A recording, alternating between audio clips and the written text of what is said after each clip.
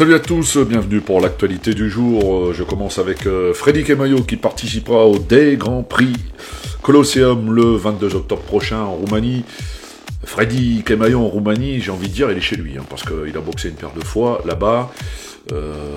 Local combat, super combat, etc., etc. C'est un habitué des grandes productions roumaines. Je ne suis pas surpris, il est engagé dans un événement majeur, un événement qui se développe, qui prend de l'ampleur en Roumanie, parce qu'on sait faire les choses. J'ai pu en attester à plusieurs reprises, puisque j'ai eu le privilège d'arbitrer là-bas. Donc c'est pas surprenant. On aime bien son côté généreux, son côté spectaculaire à Freddy Kemayo. Freddy Kemayo, pardon. Donc c'est pas du tout surprenant de le voir dans une production comme celle-là, en lui souhaitant évidemment de revenir avec le meilleur. Et puis que ça inspire un petit peu les promoteurs français, parce que hormis Marc Notary, il y a quelques mois, on va dire, je crois que c'était il y a même plus d'une année, c'était en juillet 2019. Peu de personnes, peu de promoteurs français lui font confiance, et je me demande pourquoi, parce qu'avec tout ce qu'il a fait déjà sur le ring, je pense qu'il mérite largement sa place dans un événement majeur de l'Hexagone. Donc c'est une affaire à suivre, mais il faudra pas traîner pour au moins le remercier de tout ce qu'il fait. Et puis aussi, c'est un véritable ambassadeur de l'école française à travers le monde. Donc je pense que, allez, on dit souvent nul n'est prophète en son pays, mais il faut vraiment lui donner pas sa chance, parce qu'il a déjà tellement prouvé, mais le remercier et lui faire comprendre que la France et le public français l'aiment beaucoup. Voilà. On passe en MMA avec Arik Margarian, le Marseillais, qui lui a signé un multi-fight deal avec Eric Anthony Romain, qui signe. Ça signe en ce moment. Alors c'est un petit peu la règle d'or. Maintenant, il faut signer pour pouvoir booker les combattants, les avoir à disposition et pouvoir les faire évoluer.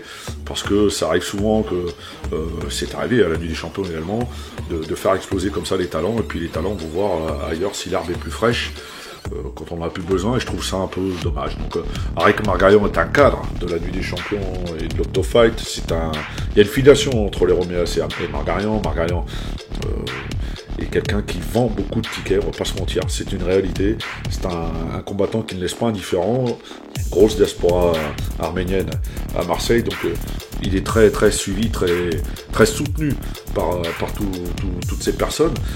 Et c'est tant mieux parce que ça fait un bien fou, c'est une image vraiment positive, il y a de l'engouement quand il combat, il laisse pas indifférent, parce qu'il est généreux, il a de la bouteille, maintenant on va pas se mentir, c'est quand même un combattant d'expérience, donc c'est bien, c'est pas une surprise de le voir signer avec les Roméas, c'est plutôt logique, et à charge à lui maintenant de confirmer toute la confiance et les attentes qui lui sont transmises ici.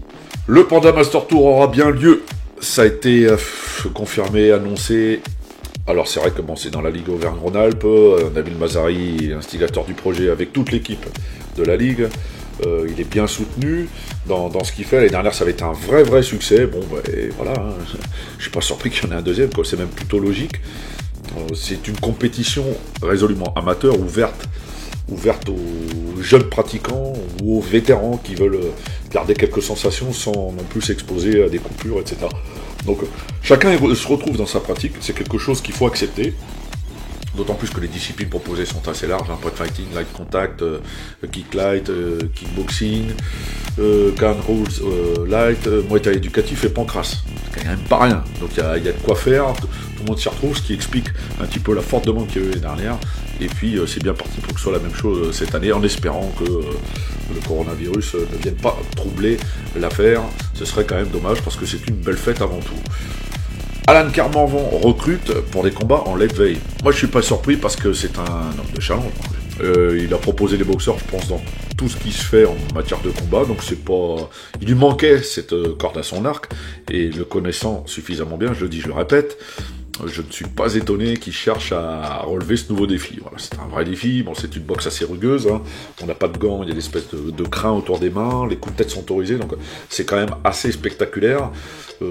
C'est vraiment réservé à un public averti, c'est un peu le Bark Knuckle, de manière plus développée, plus codifiée, et puis attention, c'est un art ancestral, donc faut pas tout mélanger, parce que sinon je vais me faire tirer dessus à boulet rouge, mais c'est un style spectaculaire à souhait, et qui pourrait bien trouver, un public, même en France. Nous, on est quand même un pays où on a du mal à accepter les choses, etc., mais je pense que cette boxe pourrait plaire au public français. Évidemment, Évidemment, il faudra concrétiser tout ça et puis trouver une structure fédérale qui est capable d'accepter, de proposer avec les règles originales, ce qui n'a quand même pas gagné. Il n'y a qu'à regarder ce qui se fait en boxe thaï pour comprendre que rien n'est fait d'avance. Je vais finir avec une nouvelle très triste. Voilà. Elle s'appelait Camille Andler, elle était pratiquante, combattante, pied-point, elle fait partie de ces anonymes qui font le pied-point, et ouais, parce qu'il n'y a pas que les champions. Et malheureusement pour elle, la maladie l'a emportée, elle avait 30 ans. C'est une boxeuse qui laisse un beau souvenir d'elle, une belle image d'elle. Pour en avoir discuté un peu avec Fred Dejon, qui l'a bien connu, il est très attristé, très marqué, très touché par ce départ terrible. Alors c'est vrai qu'il n'y a pas d'âge pour mourir, mais encore moins à 30 ans, ça c'est une certitude. C'est quelque chose de terrible et d'affreux. Et je voulais lui rendre hommage ici. J'en avais parlé avec Fred, parce que je voulais pas faire n'importe quoi, je voulais pas heurter la famille, et il a apprécié le fait qu'on lui rende hommage. Donc au-delà de moi, c'est vraiment le pied-point. Hein. Moi je suis personne, je le fais parce que je pense qu'elle mérite. Elle a construit, elle a participé à l'évolution du pied-point à sa façon, donc ça me tenait à cœur de lui rendre hommage. Repose en paix, et nous présentons toutes nos condoléances à la famille. Merci à tous.